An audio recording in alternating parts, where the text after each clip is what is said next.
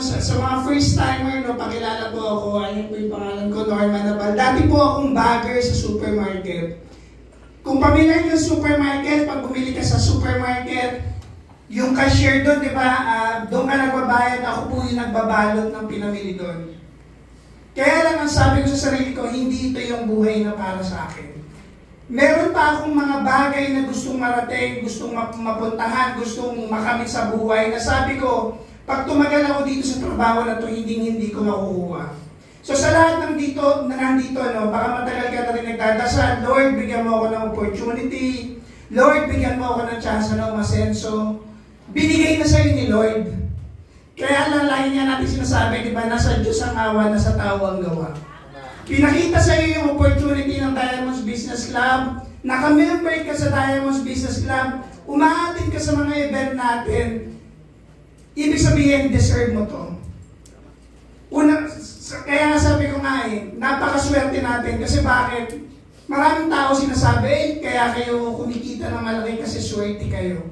Wala pong swerte sa mundo.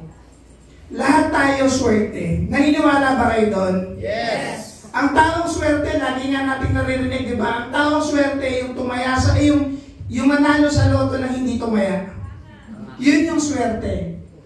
Pero lahat tayo binibigyan ng opportunity, lahat tayo binibigyan ng chance ni Lord. Kaya lang depende yun kung ano yung gagawin natin sa chance at opportunity na binibigay niya.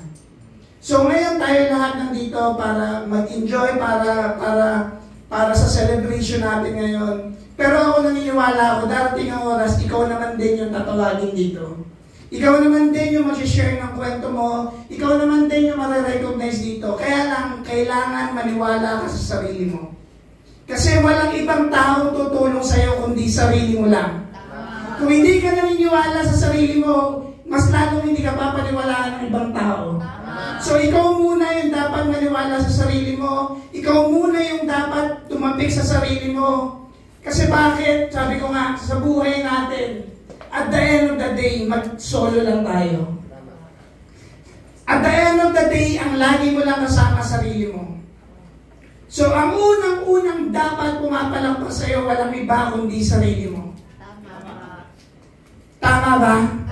So, palakpakan nyo naman ang bawat isa. Yan lang ba yung palakpak mo sa sarili mo? So, yan lang yung palakpak mo sa sarili mo.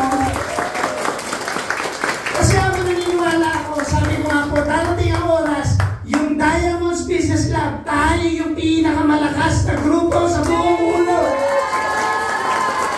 At pag tayo yung naging pinakamalakas na grupo sa buong mundo, dapat magkakasama pa rin tayo. Kaya sa susunod na awarding, huwag kang papayag na wala kang award. Huwag kang papayag na papalakpak ka lang mula umpisa hanggang dulo. Dapat may mga pagkakataon na ikaw din yung pinapalakpakan. Kasi bakit? Deserve mo na pinapalakpakan ka. Deserve mo na inaawardan ka. Deserve mo na kumita ng malaki at makuha yung mga pangarap mo. Kasi bakit? Nasa Diamonds Business Club ka. So, nagpapasalamat ako kay Mentor MC, Mentor Val, sa lahat ng mga coaches and then sa lahat ng mga member ng Diamonds Business Club.